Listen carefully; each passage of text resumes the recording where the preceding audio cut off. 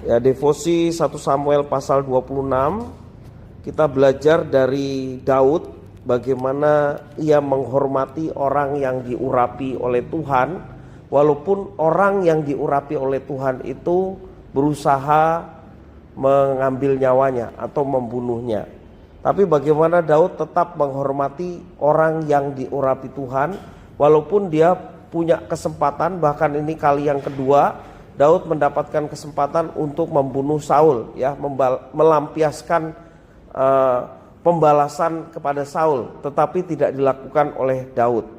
Ya, tentunya kalau kita disakiti orang, rasanya pengen membalas dengan menyakiti orang yang seperti itu, betul ya.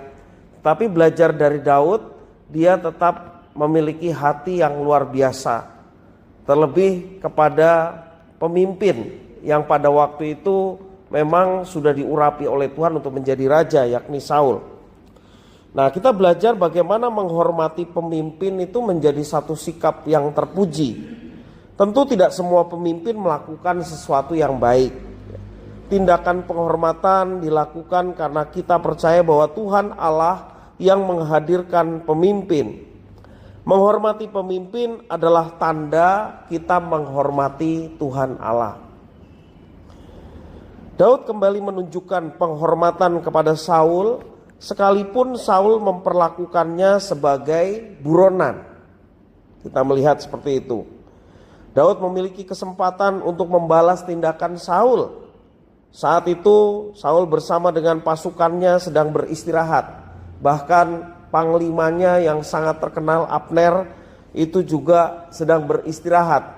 Kalau dikatakan dalam kitab suci yang kita baca tadi bahwa Tuhan mengizinkan mereka tertidur, ya. Tentunya ada maksud Tuhan supaya Saul bertobat dan kembali kepada Tuhan, ya. Tidak melakukan satu tindakan menurut kemauan dan keinginannya sendiri. Terbukti dia bisa melewati baik panglima maupun juga Saul sendiri, ya.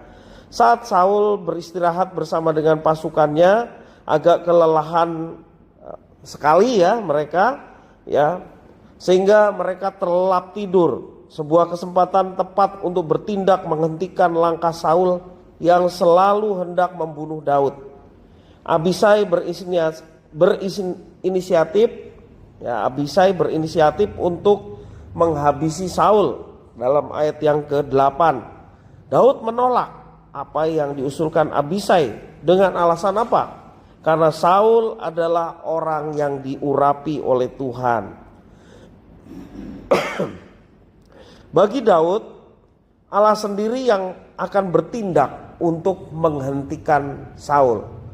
Jadi dengan kata lain, sebenarnya Daud pun tidak suka terhadap apa yang dilakukan oleh Saul, tetapi karena dia menghormati sebagai seorang pemimpin yang diurapi, dia meyakini bahwa Tuhan sendiri yang akan membalas setiap tindakan yang jahat terhadap dirinya.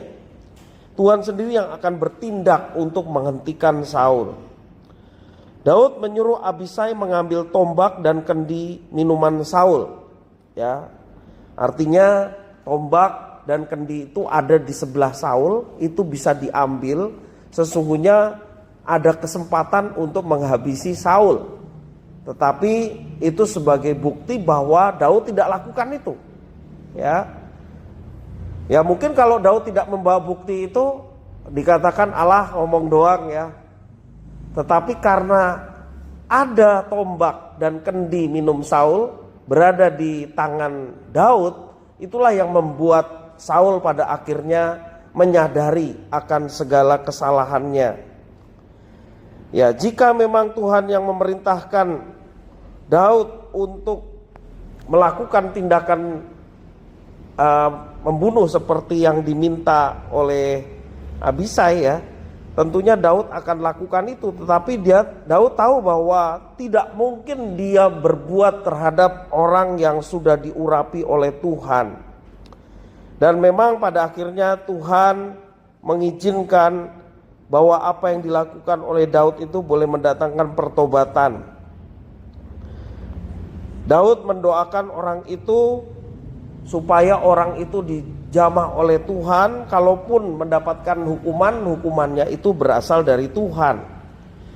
Pernyataan Daud ini membuat Saul begitu menyesal terhadap perbuatannya.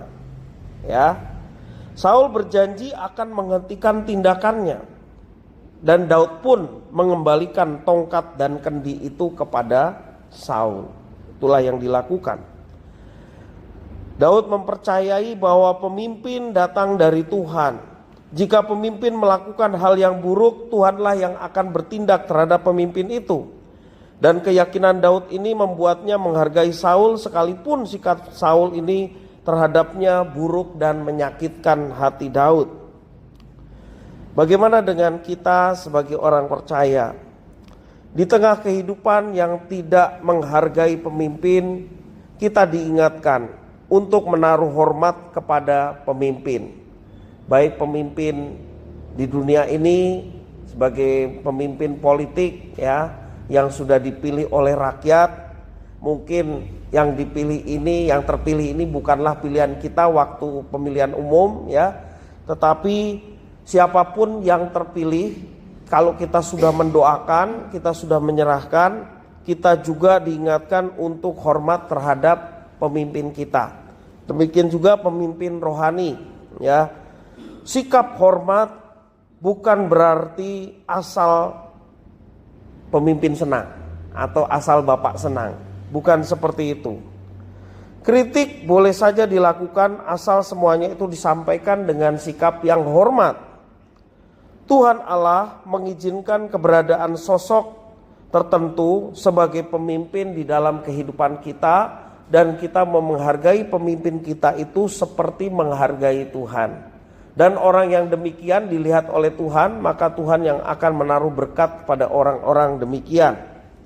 Mari kita senantiasa meminta kepada Tuhan supaya orang-orang yang dipercayakan untuk memimpin kita, mereka boleh mampu membawa kita kepada hal-hal yang baik, pada hal-hal yang menyatakan rancangan dan rencana Tuhan. Walaupun para pemimpin kita khususnya di bangsa ini sebagian besar belum percaya kepada Tuhan, tapi semua ada dalam kendali dan kontrol Tuhan. Maka sudah menjadi kewajiban kita juga seperti dalam doa syafaat terus mendoakan para pemimpin kita supaya mereka dapat melakukan tugas tanggung jawab yang dipercayakan dengan baik. Juga terhadap pemimpin-pemimpin rohani, kiranya mereka juga boleh dipakai oleh Tuhan untuk mendatangkan berkat buat setiap kita sekalian, supaya kita semakin mengenal rencana Tuhan dan hidup di dalamnya, dan boleh juga merasakan berkat-berkat Tuhan melalui apa yang kita kerjakan untuk para pemimpin kita, sehingga nama Tuhan dimuliakan dalam kehidupan kita. Amin.